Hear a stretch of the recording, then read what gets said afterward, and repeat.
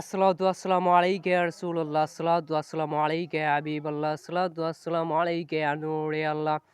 আলহামদুলিল্লাহ, আজ শুক্রবার পূর্ব নির্ধারিত সময়ে আমরা উপস্থিত হয়েছি বড়ডাংরি মুজাদ্দিদিয়া কানকার শরীফে।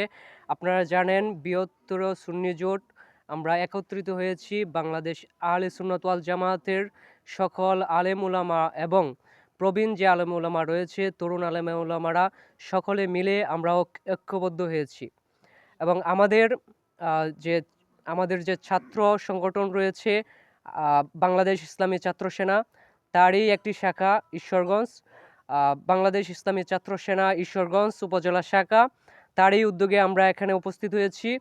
আপনারা জানেন যে ইসলাম শান্তির ধর্ম এবং ইসলাম সুন্দরভাবে পরিচালিত হচ্ছে না বাংলাদেশে।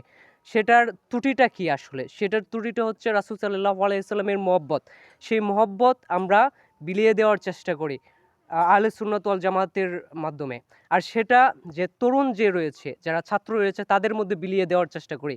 আর সেটা বিলিয়ে দেওয়ার জন্যই বাংলাদেশ ইসলামী ছাত্র সেনা ঈশ্বরগঞ্জ শাখা প্রতিনিয়ত কাজ করে যাচ্ছি। ঈশ্বরগঞ্জের সকল পর্যায়ে, আমরা মাঠ পর্যায়ে আজকে আহলে সুন্নাত ওয়াল জামাতের একটি মাদ্রাসায় এসেছি আমরা, বড়ডাংরি মুজাদ্দিদিয়া কানকার শরীফ এর দ্বারা পরিচালিত এই মাদ্রাসাটি, সেখানে এসেছি এবং ছাত্রদের সাথে কথা বলেছি। আমরা মাঠ পর্যায়ে কাজ করছি এবং ইনশাল্লাহ আমরা আমাদের যে যে মূল যে থিম রয়েছে সকল নাগরিকের মধ্যে, সকল ছাত্রদের মধ্যে রাসূল সাল্লাল্লাহু আলাইহি ওয়াসাল্লামের মহব্বত প্রতিষ্ঠা করা, সেটা আমরা খুব শীঘ্রই করতে পারবো ইনশাআল্লাহ। ইনশাআল্লাহ।